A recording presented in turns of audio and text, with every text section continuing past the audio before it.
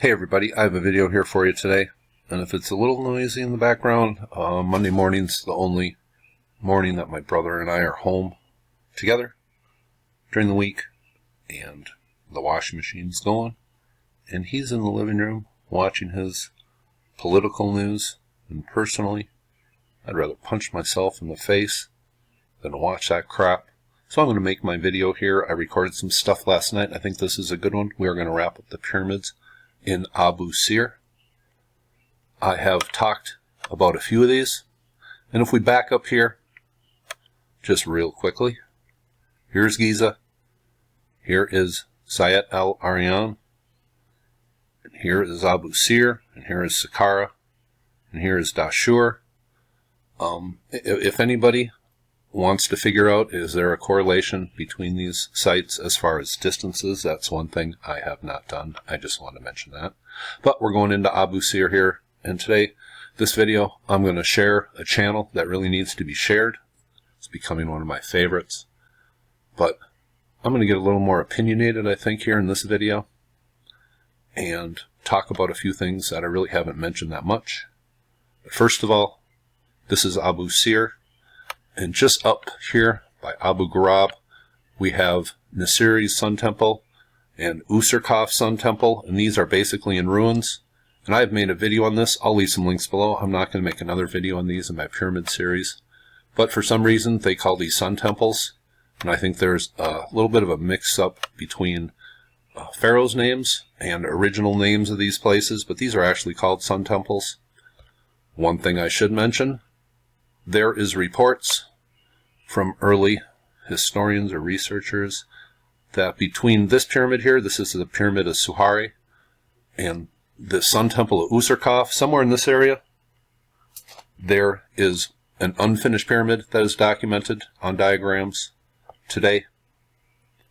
It's nowhere to be seen. You can kind of see some lines, something that looks artificial here, but really, there is one little thing right here, but that looks more like a valley temple. But somewhere in here, there was documentation of a so-called unfinished pyramid. And really, in my pyramid series, the only place I've talked about is this one right here, the unfinished pyramid of Neferefre. I believe that's the one it's called here. But looks identical to the pyramid of Djedefre and others I have documented. You know, and Egyptologists say, well, these pharaohs died prematurely and their pyramids were unfinished. They all died at the same time, and their pyramids were left in the same state. In the most remarkable coincidence of Egyptian history, that really is documented by Egyptologists. That's just freaking amazing. Well, we're going to go look at these, but first of all, to me, obviously, the more I look at all these places, they have ancient harbors. Here, you can see the remains of the ancient harbor. Clearly to me, these are artificially made, and you can see the remains of the side of it. And there are other places that look like ancient harbors, but to me, this is not the way a river or the side of a lake bed looks. That is artificially made. And we're looking at a totally different time period here, in my opinion. Let me show you something else real quick. Now, I just want to show you this real quick. This is one of the pyramids down at Lisht, and I did a video on this maybe a month ago. But I just want to show you this pic. And these ancient harbors, I don't think there's better proof of it than this picture right here. And also this one right here. Just check this one out. If that doesn't look like an ancient harbor, and what is this? What is that? But clearly, you can see when this was full of water down here at the edge of the Nile, when this whole riverway was full of water, this was an ancient harbor, and this is exactly what this thing looks like. It looks like this would have been at the end of the harbor for docking or something. Any thoughts on that? but I just think we are looking at a different time period here. Now, this unfinished pyramid that looks like all the rest of these, what is found in here? Well, the pyramids at Abusir are accredited to the 5th dynasty, but there are a bunch of statues that were found in here from the Old Kingdom. Now, why would different pharaohs leave objects, and they were really paying homage to this structure, why would they leave personal statues and belongings in here if it was just an unfinished pyramid of somebody from the 5th dynasty? That is what Egyptologists are telling you is the history of this pyramid, that pharaohs left objects of adoration inside of this pyramid to pay homage to this structure, but it's just an unfinished pyramid of the 5th dynasty. That's a bunch of crap. Now here are the pyramids. Here's that ancient harbor, and if you look up here, the pyramids of Giza are visible, and then if you look to the south, the pyramids of Saqqara are perfectly visible, and it seems from one side to the other, the next pyramids are visible, but this is what that ancient harbor looks like. And I'm not going to spend too much time on these pyramids, just showing you what they look like. I'm going to read a little, and then you're going to get a really good tour of a channel I want you to sub towards the end here. But this is the pyramid of Suhari. Let's just take a brief look. Now, Suhari did build a mortuary temple, but this is the way they say this place looked like originally. And let's take a look at what remains today. And here is what we have today. And just in my mind's eye, when I'm looking at these pyramids in Abusir, it seems the tops of the pyramid sticking out of the ground. It seems like that is all we have is the top of pyramids. It seems like everything is kind of below the sand here, or a lot of it is. Now here is what is found below the ground, and this is a pic from behind one of the pyramids. And what was found down here as far as a sarcophagus is just, I think, another one of these incredible sarcophagus that have been found in ancient Egypt. And I'm going to show you that in a video here coming up that gives you a really good tour and some looks at some pretty cool things and some high-tech technology that was used when I believe these structures were originally created, and then the dynastic Egyptians just came along and reuses these places as sacred funerary places. That is my opinion. I think they existed long before the dynastic Egyptians. And the dynastic Egyptians are what they say they were, a legacy civilization. Now here is a look at a couple of the other pyramids, and I'll give you the names of these here. But really, a lot of this stuff has been hauled away. Just have the ancient remains, and clearly these places have been around here for a long time, and a lot of these places are step pyramids, and then a couple of them are completed as regular pyramids, and they say, well, they were step pyramids originally, but then the steps were filled in and they became true pyramids. That is the story from down in Abusir as far as the construction. But so much lies beneath the ground. And there was quarrying done. Oh, my stomach just growled. I hope you did not hear that. But there's a lot of quarrying done up at Giza and down at Lish and Saqqara and some other ancient places. These structures are made with stones and blocks from Giza. And people say, well, the Giza pyramids were built by the 4th dynasty, and there's quarry marks by the quarrymen that proves the pyramids were built in the 4th dynasty. Well, if you really do research, those quarry marks are from the 4th dynasty workers, yes, but they were quarrying Giza and hauling those stones off for these other monuments, because Giza was the most sacred structure, and if you had blocks from Giza in your structure, well, that just made it all the more special. Just want to be perfectly clear about that. But here's a look. All we have left. It seems everything's below the ground almost. There has been some excavation, but this site is really hard to get to, I guess, because it's really not on the tourist radar as far as the guides go. So you kind of have to make special arrangements to get here, from what I understand. Now here is Sahuri's pyramid diagram. Pretty familiar looking. We have a temple that the Egyptians definitely did work on. We have a pyramid, northern shaft, pointed west, west representing the land of the dead, and that's usually where the sarcophagus is found. And you can, if you look on Google Earth, that's exactly where it seems something is in this pyramid. Well, let's just take a look here, and this is the remains, and the Egyptians did carve into the granite, and it is pretty well done. It's not perfect, but this is the cartouche of Sahuri. And what you notice here, the green in here, obviously copper was embedded in here at one time. You can see the green in this, but this is why they attached this place to Sahuri, is because he did try to attach his legacy to this original structure. And if we just keep on going, some more remains of Abusir.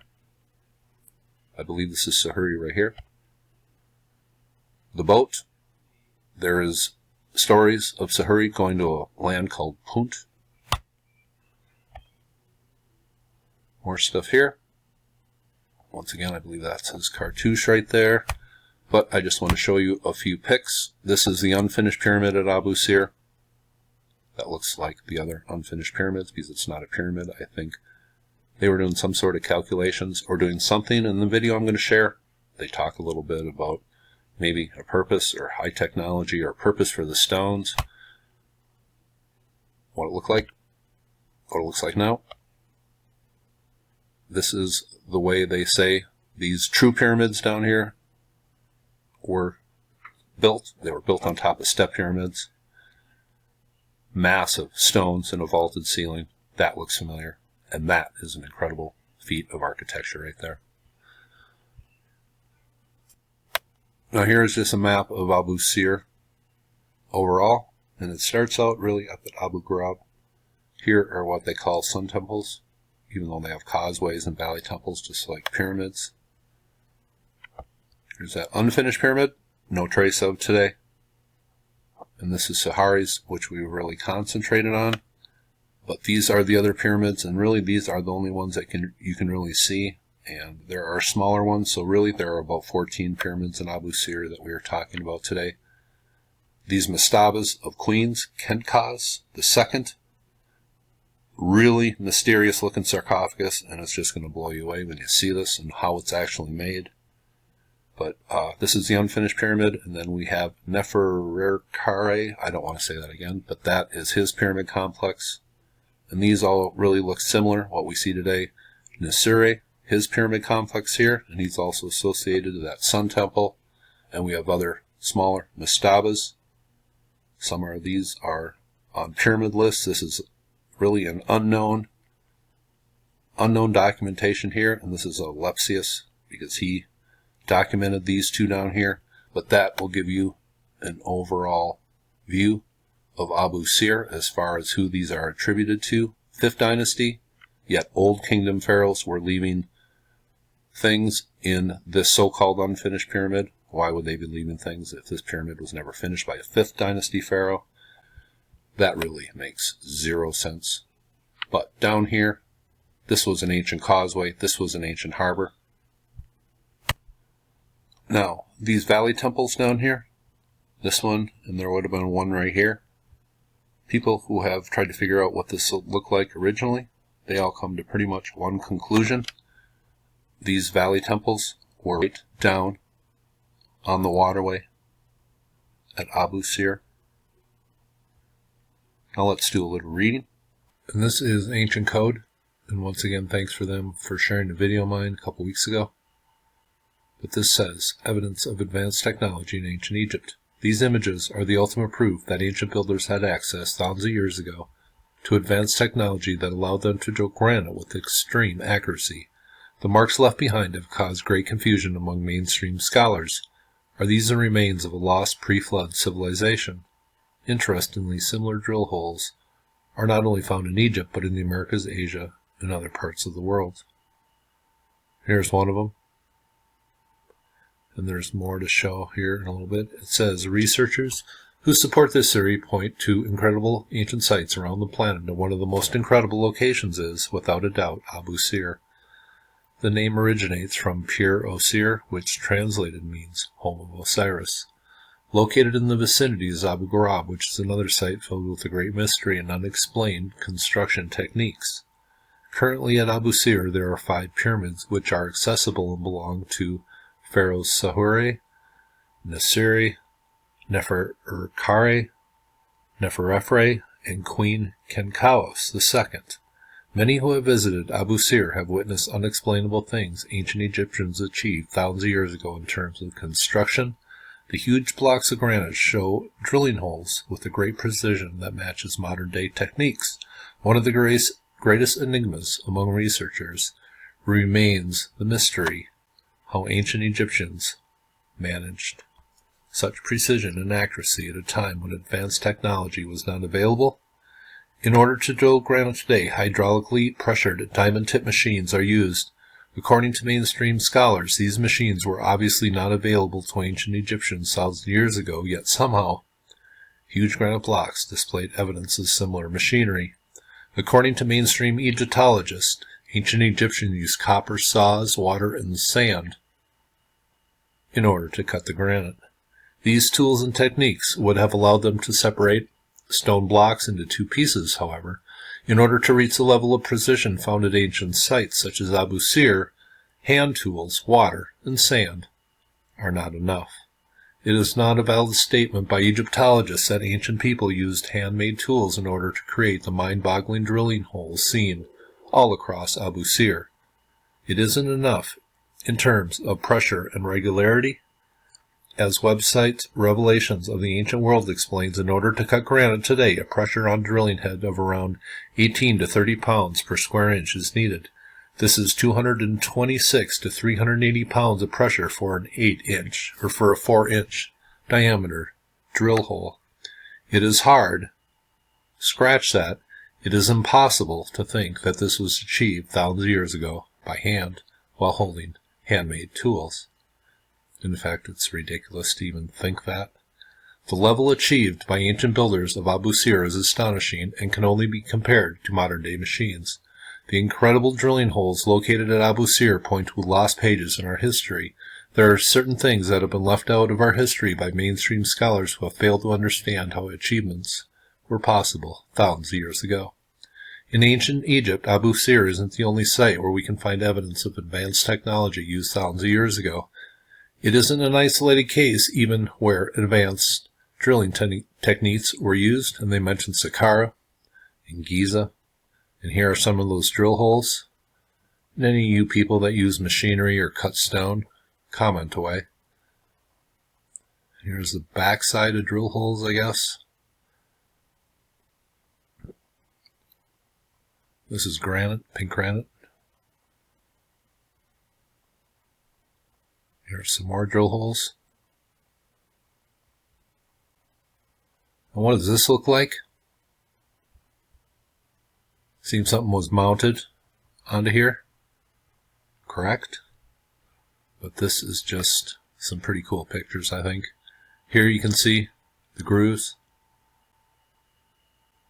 They had some sort of energy source that was creating power to allow them to do this. And sometimes we think of our modern day technology and how we would do this. I just think these people thought a lot differently than we did. And when trying to figure this out, we shouldn't think with our modern thinking. But this is just a look at some of the incredible drill holes at Abusir. This is ancient code, and I will leave a link below. Now, here is a channel that I want you guys to sub. This is becoming one of my favorite channels, and as soon as I get done here, I'm going to add this to my other channel list. They have some terrific videos, and I'm going to share just a portion of one that I screenshot here. But they went on a tour with Graham Hancock in Peru. They visit some of the ancient sites that channels like mine talk about. But they have a terrific channel, and I'm going to share one of their videos where they go through Abusir. And they go down into one of these mastabas that's attached to a queen. And the sarcophagus they found was absolutely amazing.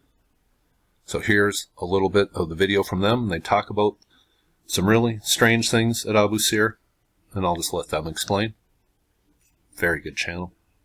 Highest recommendation. Shuffling along in there, it's pretty tight. Getting down into...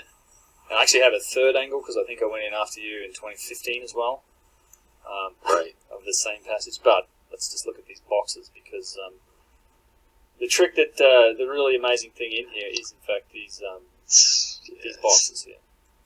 Well, yeah, this is what we like to call this the box within a box. Right. And this is red granite. The exterior box is red granite, and what's inside is limestone. And what you're going to see is they've literally made a box to fit, sort of like those Russian dolls sort of thing. This limestone box fits inside the granite box perfectly. Like there's no crease. There's no. I mean, it's damaged now, but there's. Yeah, this is astonishing. It looks like it was molded. When I first saw this and we figured it out, I think you had the video where we figured it out in 2015. You see what it is. That this is an astonishing achievement. Like that is a granite box on the outside. It doesn't look like it's dirty. We'll show. I've got some nice pictures of the clean when granite. you initially look at it, it looks like somebody has just chiseled away that inner lip to fit, a lid into it. But when you look closer, you realize it's a totally different stone. It's a totally different material. It's an insert that fits absolutely perfectly. Yeah. So it's a perfectly carved box that fits inside another perfectly carved box with zero tolerance. Like this is an achievement. Like, somebody did this, and again, remember we talked before, and there's a video coming out from us. Stay tuned on this because showing you these experiments, giving you induction current through different types of stone. Limestone gives you a reaction. Granite does not. Granite works as an insulator. So what's this box for? This isn't ceremonial. You don't make this to put a body in it and then go to the trouble of making a limestone insert. No, there's something going on in here. These boxes were used for some functional purpose. Something else. And I don't know if it has anything to do with this, with the induction aspect of stone and the way they behave, but they behave differently. So it gives you a possibility for a functional purpose here that no one in the mainstream's really paying any attention to. And then, again, incredible finished surfaces. You'll see I've got some images and pictures once we do clear some of this dirt and dust off it. This is open to the sky, to the weather for how many thousands of years. Yeah, in fact, I mean, I had cleared that off like 2 years beforehand. So, you come back a couple months later and there's as much sand as that you had already cleared off before. And as we pan down, you can see that definitely that is limestone, and then on the top here is this beautiful rose granite. Yes, red granite. Yeah, that rose granite's nice. Let me crap that they give you and just try to rope you off. At the size of this block that's in the wall here, for some reason I'm deciding to test the panning. Well, I think what you're probably saying is like this has been lowered in here at some point. Yeah. This is excavated out, so, and then these things have been put in here. So how are they, lowering it down? Right, and then you sort of... as Zahi was just talking about, right? You need a crane, must have crane. This is the only way to move this stuff. Okay, so where was their crane?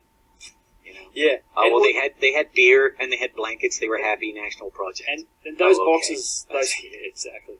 Those boxes, they also reflect something that you see in a lot of pyramids, and we looked at it with our Wenese pyramid video, where the boxes are still there, and this is the case in the Great Pyramid as well, with the box in the King's Chamber.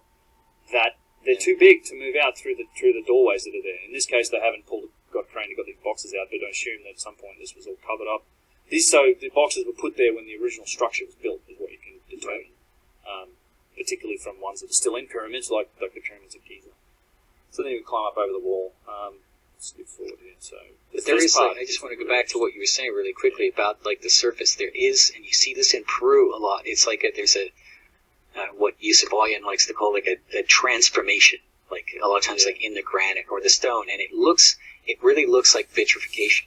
As what I know, like Jesus Gamara, who's another author with some very interesting ideas, he likes to talk about like the vitrification. He's always posting pictures of Kenko and vitrified stone at all these sites around Cuzco, and it's a really good point. And even when you get down to Bolivia and Pumapunku and Tiwanaku, and you find like these same like keystone anchor stones, and where those have been set into the stone. I mean, it's vitrified. Like Ollantaytambo, a lot of those stones, vitrified. Like there was a process that is superior to our finishing process. Our finishing process that was going on in both these places, right? And you can tell the vitrification with the reflecting the light. In fact, there's alleyways in Cusco where you go down, and one side it looks like, okay, one's Incan work, and then it's all attributed to the Inca, of course, but let's just assume that there was some pre-Incan megalithic builders. And you can look at limestone blocks on the outside, and you'll see megalithic builders, and you can look down the sides of these alleyways, and one side's megalithic, one side's Inca, and the light reflects off the vitrified surface, and it doesn't reflect off the other side. Like it's really obvious once you see it, and once you see it, it's one of these things you can't really unsee it. Now, where we are here, we're walking over towards the next pyramid, and now you can start to see all the basalt tubes that we're talking about. There's basalt, and then on the outside of that is limestone, right? And all this stuff's been quarried, but you've got basalt floors, basalt walls, and limestone blocks on the outside. And you'll start to see in this area just amazing evidence of saw cuts. This is an area that's full of circular saw cuts. And also this part.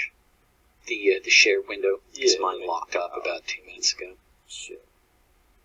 Gracias. Is it working? Maybe later. Yeah, that's good. The wonders of technology. So I'll back this up a touch for you, mate. So this is what we were talking about earlier, and this is basalt. Again, it's a volcanic rock, right? It's like a 7 on the nose scale. The black rock. You can leave that sitting in the sun for thousands upon thousands upon thousands of years, and it's not really going to change. So granite, basalt, and limestone all in this picture here.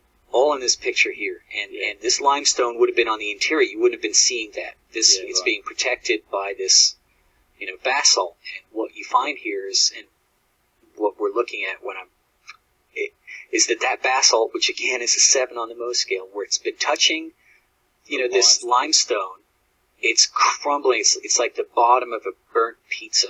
You can just take that and crumble it in your hand like burnt pizza dough. This stuff comes off it, and this is insane. So there's a couple things to think about here. I love this because there is 2 things to consider. Like basalt, as you said, volcanic rock. It made in fires. It is possible that it can get crumbly like that, but only after millions and millions of years of exposure to the sun. It's going to take that long for that effect to happen. Let me just scroll back to it because it's really important. Yeah, and we want to talk about this as one of my favorite tool marks in the world coming up, so we'll talk about it. And so what you see here is that it's possible for this to happen in nature. However, this is a machined block of basalt that was done presumably sometime in the last couple 100,000 years, right? Which isn't a blink of an eye to a chunk of basalt. So a machined surface that can only get this way through millions and millions of years of exposure to the sun. Does that happen? Probably not. Unless you want to say these are billions and millions of years old. I don't think these structures are that old. So what is it? What causes this to happen to basalt? Exactly. Most people will tell you, and the people we've talked to, stonemasons and experts in this field, it's rapid heat cycling where it gets really hot and then cooled off again, or really hot and cooled off again. That is a possible other explanation for this. And yet, the part that's getting really hot and is going through these heating cycles is the inside that's not facing the sun. Yeah, this is the the outside. This is the inside over on the right here, and this is as Luke said, this has been touching this limestone, and something's caused the inside surface that's machined. And how is this heating? How is this happening? This is really a heavy clue that something was going on here. Heavy. Yeah, because I don't know if limestone has some qualities to it that might help, erode things, but not basalt, not like that. I don't know. Just pausing to note the turd. Oh, nice. Very nice. So again, and then here's where we get into some of the there are wild cuts. dogs that live in all these sites, and they live underneath these sites, and sometimes you actually have to, yell at them and throw a rock in their direction, because there's a lot of them. And they come out to defend their territory. Well. This is like dogs protecting the ancient necropolis. Same things haven't changed here in maybe 10,000 years. The earliest Egyptian text says there was a large dog crouching, protecting the sacred necropolis at Giza. We know that monument is a Sphinx today, but give Pukajay a sub. They just have great videos, and that was a great look, and a mysterious sarcophagus found down here. These are the pyramids at Abusir, and this is the one that I say you can see on Google Earth. I said it was Saharis, but it's actually the unfinished pyramid. and you can see massive shaft, and it seems there's something down in the western side of this. You can see that clearly on Google Earth, but those are the look. There's about 14 pyramids. Some are above ground, some are covered up, some we have no trace of today that were documented. I believe this is an ancient harbor. I showed you the one down at Lisht, and if you don't think there was one at Saqqara, well, I think there was. There was some high technology done by people who lived here before the dynastic Egyptians came along and inherited the legacy of an amazing civilization that we have lost complete track of. Hope you thought that was interesting, and you all have. A very nice day.